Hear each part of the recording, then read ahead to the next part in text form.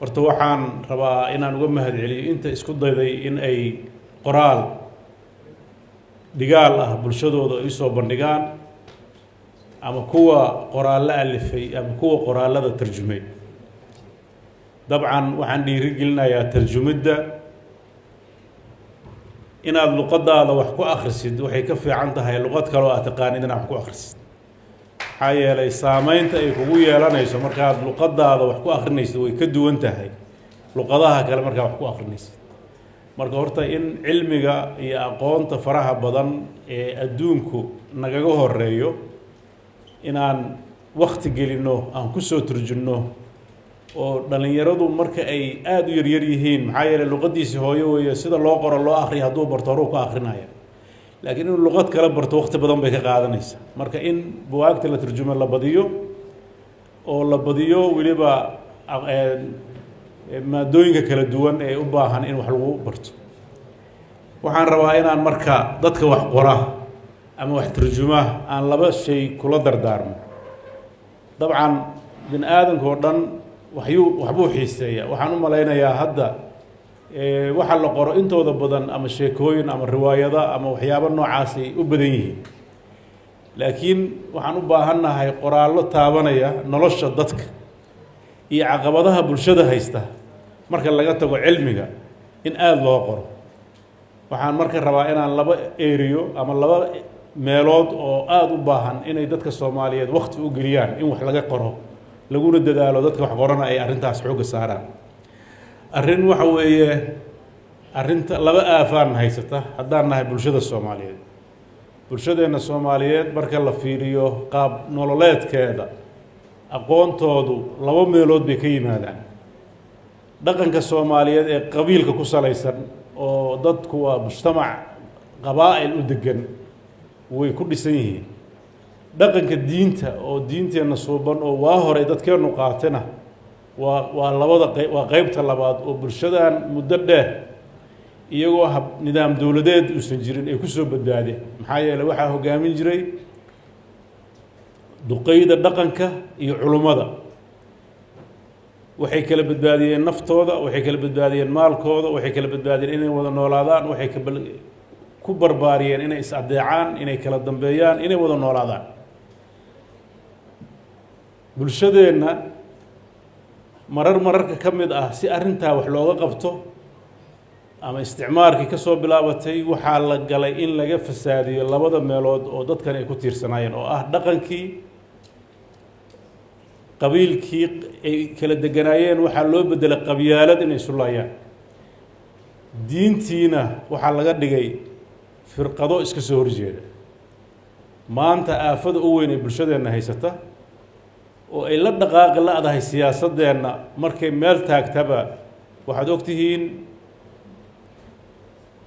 marna dowladaha jirayna intii aan dowladda ahaynna waxa burburiyey waxay ahaayeen dadkii baa qabaa'il loo kala saaray markii dowladdii dhexe oo Soomaaliya oo dhan ka wada talin jirtay ay burburtay oo dowladuhu kala dhismeenna weli caqabadii baa haysato qabyaalad baa lagu kala saaraya markii qabyaaladii ay socon weyday oo dadkii maaragtay warlordska la oran jiray laga daalay oo la arkay inay dadkan soo kabanayaan haddana qabqablayaal magac diimeed wataa dalkii la dhexgeliyay marka waa labada aafo haddana haysata waa xaq jirnimada magaca diintii oo la habaabiyay ah iyo dad qabiilkii si xun u adeegsanayo qabyaalad aan dadku inay marna isku imaan ka shaqeynaya labadaas aafo waxay u baahan yihiin in dadka loo biyaaniyo oo wax laga qoro waxaan u baahannahay in lagu dhiirado dhaqanka xun ee xagjirnimada ee bulshadeenna halista ku haya iyo ceebahooda iyo dhaqamadooda xun in bannaanka la soo dhigo oo laga baqin qoraallo laga soo saaro doodo laga qabto falal xumada lagu samaynayo ama xadgudbiyada lagu samaynayo magac diinta oo loogu geysanayo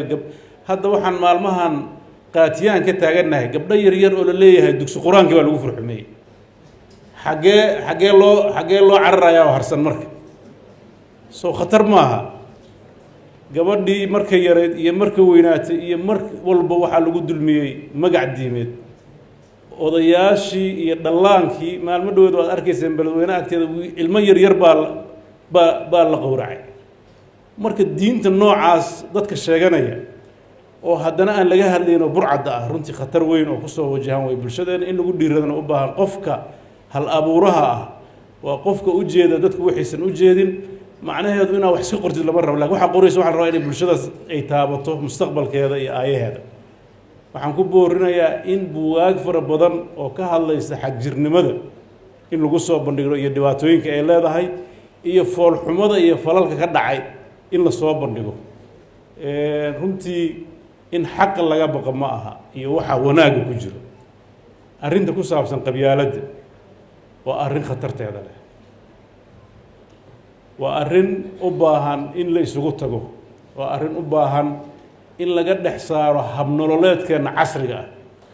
haddii habnololeedkeenna aan idhaahno ummad casri ah oo wanaagsan oo buwaagta qorto oo sida hadda loo sharxay dee adduunyadu markay arkaan waxay noo haystaan dad ilbaxa soo maha laakiin marka albaabkaa ka baxno reer baan isku wada haysanaa maxay macnoo samaynaysaa marka wixii la akhrinayo wixii la qoraayo macno ma abuurayso marka waxaan u baahannahay waxa aan ku dhaqmayno iyo waxaan aaminsannahay inay isku mid noqdaan si taa loo helo cidda keliya oo bedeli karta waa dadka aqoonta ka shaqeeya waa dadka wacyigooda dhisa waxa lagu dhiso wacyiga oo ugu weynna waxa weeye waa qoraalka maxaa yeelay maanta dhan qofku wax looma sheegi karo maalin walba markaan rabno inaan meel isugu nimaano waa inaan hoteelada iyo meel fagaara ay nimaano laakiin haddaa buug siisid habeen barkiisa oo gurigiisa jiifo akhrisanaya adigoo la hadlaya meeshaad fagaaro kala hadli lahayd isagoo guriga ku jiraad la hadlaysaa isagoo baabuur saaran baad la hadlaysaa isagoo diyaarad saaran baad la hadlaysaa maxaa yeelay buugtii aad rabtay inaad kala hadlaysid buu akhrinaya marka waxaan u baahannahay qoraalka inaan aada u kobcino waxaa hadda bulsho hadal baynu nahay waxa la qoro waxaa ka xoog batay dadka hadda social mediaha isticmaalo oo dadka la hadla kuwaasaa ka xoog badan oo dadkeennu meeshuu wax ka akhrin lahaa inuu wax dhegaysto u jecel yahay waa sifo jirta laakiin haddii lagu celceliyo wax akhriskaa xoog badanaya bulshaday ka wax akhris badan tahay bay ka horumarsan tahay hadal nin iska or yiri maxaa yeelay buugga markuu qofku qorayo wax kasta iskama odhan karo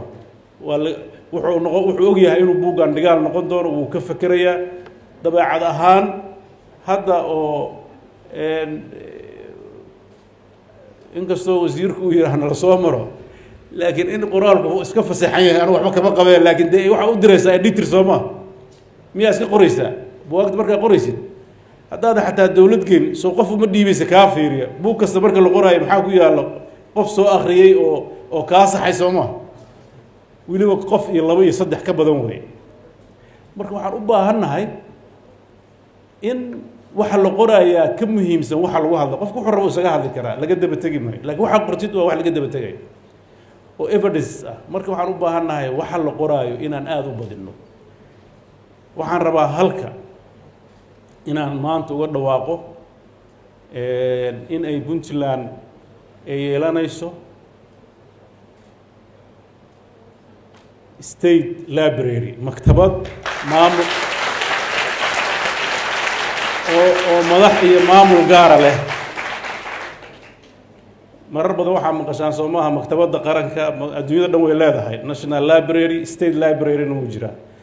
marka siba aan loogu wareerin madax iyo miisaaniyad aan u sameeynaa ka shaqeysa marka hore ka bilowda caasimadda kadibna dhammaan geyga Puntland gaarsiisa maktabadaas dhawaan ayaan soo saari doonaa cidda madax ka noqonaysa dabcan qof bartay oo yaqaan baan u xirsaari doonaa isagaa wuxuu noqon doonaa mashruucu isagu ka shaqeeyo oo dawladdu ay ku daba gasho oo ka tirsanaan doona hay-adaha dawladda arrintaas waxaan rajaynayaa inay soo afjari doonto wax dhalinyaro keliya ku saabsan maxaa yeelay maktabadaha ma aha waxa lagu akhriyo keliya laguma keydiyo waxaa lagu keydiyaa xusuusta iyo dhigaalka dalka uu leeyahay oo dhan iyo kuwa caalamkuba leeyahay hadda markii aan rabno Soomaali taariikhdeena inaan u noqono waxa u badan oo loo noqdaa waxa waaye Roman library iyo kan Ingiriiska ku yaala iyo kan Mareykanka ku yaala waxay haystaan ilaa ay 1800 waxyaabihii ka dhacay odayaashii annaga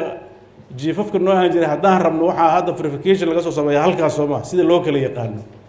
laakiin annagii ku dhex jirna meel ay dhigaal weyn noo leedahay male dabcan dowladdii burburtay ee kacaanka uu jiri jiray library qaran laakiin isaga ruuxadiisa marar dambe la sameeyo ma ahayn mid aad u kobocsan oo runtii wax walba yaallaan laakiin wax la'aan buu dhahay